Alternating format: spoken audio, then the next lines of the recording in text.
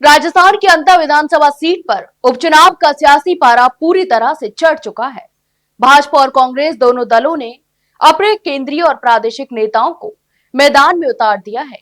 गांव-गांव सभाएं, नुक्कड़ संवाद और तीखी बयानबाजी के बीच यह उपचुनाव प्रतिष्ठा का संग्राम बन चुका है।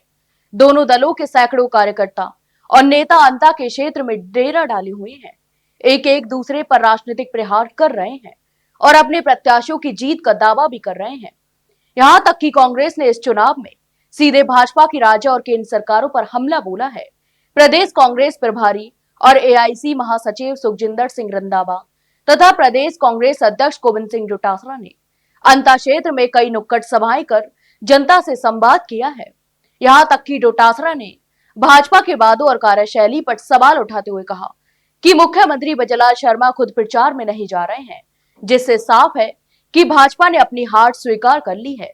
उन्होंने भाजपा द्वारा प्रत्याशी को मंत्री बनाने के कथित प्रलोभन पर तंज कसते हुए कहा कि सुरेंद्र पाल टीटी को मंत्री बनाकर बाद में पत्ता काट दिया गया। यही भाजपा की स्टाइल है। कांग्रेस प्रदेश अध्यक्ष ने केंद्र सरकार की कार्यप्रणाली को निशाने पर लेते हुए कहा कि जिनके पास मुद्दे नहीं होते वे जनता को भ्रमित करते हैं। भाजपा और आरएसएस का यही काम है। उन्होंने आरोप लगाया कि भाजपा सरकारों ने ना तो राज्य में और ना ही केंद्र में जनता से किए वादे पूरे किए हैं। यहां तक कि डोटासरा ने कहा कि केंद्र सरकार में पर्ची से ही काम होता है। पर्ची आती नहीं क्योंकि प्रधानमंत्री विदेशों में रहते हैं और अमित शाह ईडी व इनकम टैक्स को तय करने में बिजी रहते हैं, तो जनता के काम करे कौन। कांग्रेस के तीखे हमलों के बीच राजस्थान के उप मुख्यमंत्री प्रेमचंद बैरवा ने भी अंता में मोर्चा संभाल लिया है। वे पिछले कई दिनों से क्षेत्र में रहकर भाजपा प्रत्याशी मोरपाल सुमन के लिए प्रचार कर रहे हैं। यहां तक कि बैरवा ने कहा कि भारतीय जनता पार्टी रीति नीतियों पर चलने वाली और संस्कारवान पार्टी है। प्रधानमंत्री नरेंद्र मोदी के नेतृत्व में भारत आर्थिक दृष्टि से 11वें स्थान से चौथे स्थान पर पहुंच चुका है। हमारा लक्ष्य विकसित भारत 2047 है और भाजपा उसी विजन पर आगे बढ़ रही है। कांग्रेस के आरोपों पर सीधे प्रतिक्रिया न देते हुए उप मुख्यमंत्री प्रेमचंद बैरवा ने कहा कि भाजपा बयानबाजी नहीं, विजन के साथ काम करने वाली पार्टी है।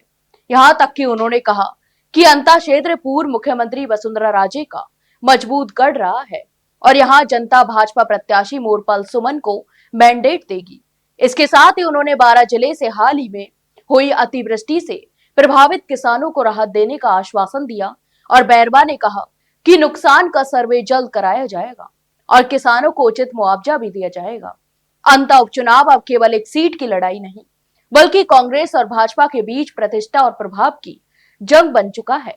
एक और कांग्रेस वादा खिलाफी और भ्रम फैलाने का आरोप लगा रही है, तो वहीं भाजपा विकसित भारत के विजन और डबल इंजन सरकार की उपलब्धियों पर भरोसा जता रही है। अब देखना यह है कि जनता किसके पक्ष में अपना फैसला सुनाती है।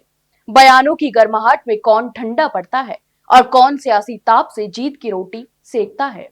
तो आपकी इस पूरे मामले पर क्या राय है, हमें कमेंट बॉक्स में कमेंट करके जरूर बताएं।